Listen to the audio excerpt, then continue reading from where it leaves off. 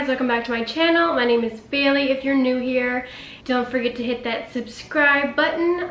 In today's video, I'm going to be talking about glute activation, the stuff that I do, or not this stuff, but the exercises I do before my lifts that help activate the glutes better and help wake them up. So if you're interested in seeing that, just keep watching. Okay, so first off, you're gonna need a resistance band. Sorry, mine has hair on it. Just like this. You can get them literally anywhere. Amazon. Definitely get Definitely get a fabric one. I find that what's the material of the other ones? The stretchy, like elastic ones, I guess I would say. I don't really know. They tend to roll, and so they don't really do much. So I 10 out of 10 recommend a fabric one. This is just Fit Girl. It's on Amazon. It's probably like what, 20, maybe less than, honestly. But yeah, they have, if you're gonna get one, I honestly would get one that has different resistance levels. So where you're getting multiple, like a medium, heavy, all that, instead of just paying 20 for one, like I did. So I guess I'm just gonna talk about the exercises, and then I'll just kind of, basically like a voiceover. So you'll see me over here doing the exercises and I'll just be talking about it. But yeah, usually I'll pick 2 to 3 to do before my workouts, just so I really wake up my glutes so my quads don't take over. Honestly, I'm not gonna lie, I am glute dominant, which is, I guess, rare for most people because most people claim they can't feel it and their quads take over, but I'm struggling to grow my quads because I'll do a leg day where it's quad focused and all I'm feeling are my glutes the next day, so I am struggling with that. I have started activating my glutes very little before some of my workouts, just so my quads do take over. Yeah, that's the current struggle, but I still like to activate them because, you know, with my job, or in a lot of people's jobs, you're sitting all day, or not even, you're just, it's not very active. So if you're just going straight into it, your glutes aren't awake, so your quads are gonna take over and then you're not gonna feel it. So yeah, also time under tension is important, mind muscle connection, you know, there's a lot of things that go into it besides just resistance band work, but it will help tremendously, I promise. So definitely get you a resistance band. Also, I get so many questions on these. These are BFR bands, which they restrict, I don't know if I can say the word, I feel like I'll get demonetized, so I'm not even gonna say it. Just Google BFR bands, what it stands for. I got these on Amazon. You just tighten them, put them on. I've been using them consistently each leg day, probably for about 4, maybe more, maybe less, I don't really know, for like 4 months. They supposedly help, like it's all supposedly, there's not much study, but I saw a bunch of influencers doing it and I was like, what does that do? And I was like, so I started looking into it, I was like, all right, it doesn't hurt to try, I don't think. So I've started using them. They're supposed to help, I guess, not only, well for me they give me a pump, that's the main reason, but if you're injured and can't lift as heavy, they help gain muscle. They help you gain muscle faster if you're lifting lighter. So that's definitely a plus. Like if you're doing, you know, quarantine, if you're doing at-home workouts and so you don't have access to the heavy weights, I would definitely try these, just see how you like it. Definitely gives a good pump. Definitely do your own research before taking it upon yourself to buy them and try them, just because, you know, I'm still new to using them.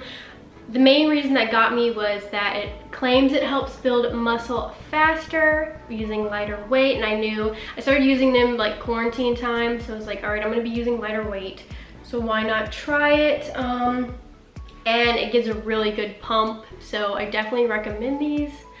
But again, I feel like I haven't been using them long enough to like see drastic results, but I'm gonna be using them today just to show y'all. Yeah. Okay, so the first movement you can do with the resistance band is frog pumps, similar to the glute bridge, except you're just basically in a frog pump position, or I guess not, but a frog position. So the bottom of your feet are gonna be touching together, and then your legs out, kind of in a frog position, and then you're just thrusting up. You can even elevate either your back or your feet to kind of help better with positioning. I didn't really have anything here to help me, but at the gym I usually use one of those Basu ball. Oh my gosh, I'm probably saying that wrong, but like I just put like a pad or something, or one of those balls on my back / shoulder, just to kind of lift me up a little bit. And I usually I pick 2 to 3 movements and do 2 sets of each movement for about 15 to 20 reps, just to really wake me up. And you can even add pulses at the end, or holds, whichever helps you feel more of a burn. Next option you could do is a glute bridge, just a normal glute bridge. Basically like a frog pump, except your feet aren't together. You're just going up. Make sure your spine is neutral, don't arch.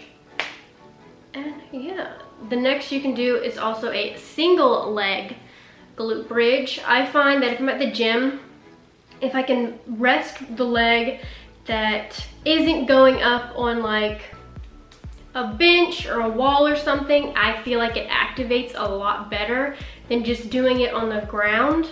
So definitely try that out if you can.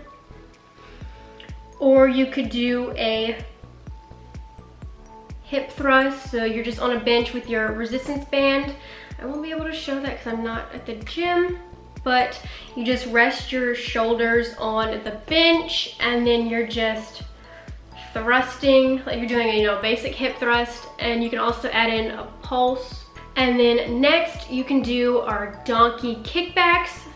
So you're just having the resistance band, and then you want to basically keep your spine neutral, so do not arch, and then you just want to lift one leg and then go outwards, and then you want to switch to the next leg. And when you're going up, make sure you're not arching all crazy. You want to keep it nice and stabilized and your spine neutral. And then another option is fire hydrants. I find these to honestly be a little hard. It's not as comfy, but it does help activate the side glutes, which makes you look curvier and helps. Obviously you can't get rid of hip dips, but it does kind of help that area if you target the side glutes. So you definitely want to wake up those muscles. And with fire hydrants, you're just your knees and hands on the ground, spine neutralized, and then you're just taking the one leg and going straight out upwards. And then you just want to make sure you do it the other leg. Also, if you have glute imbalance, you should always do more sets or more reps on the side that has the imbalance, just to kind of help balance it off. Definitely, if you have that, to add more reps or sets, or honestly even weight, if you want to do ankle weights, to the side that is smaller, or I guess it is imbalanced. So definitely try that out. Next you can do, I think they're called clamshells. I don't really like them. I find them honestly hard to do with a fabric resistance band. So basically you're lying on your side, legs bent. You're taking the side that is to the sky, and then just coming up like a clamshell. So also you can do side, or I guess hip abductors on the bench with the resistance band as well. Again, I don't have a bench, so maybe I'll use a table or something to show y'all, but you can do that as well to wake up the side glutes. And then another option is just resistance band squats. Basic squats, you're just using the resistance band instead of weights to really help wake up your glutes. You could also do crab walks, so you're basically squatting but then also walking to a side and then walking back. Helps wake up not only your glutes but your side glutes as well.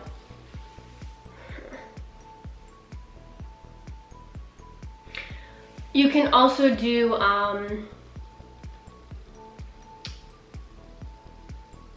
standing donkey kickbacks. I find this to be harder as well to do if you have a fabric resistance band that doesn't have much stretch. So I would use an elastic one if you can, or ankle weights or something like that for the standing donkey kicks. Or you can do like the standing donkey kicks where you push back, or you can do it where you push it to the side, which I guess is kind of like a standing clamshell. I'm not really sure.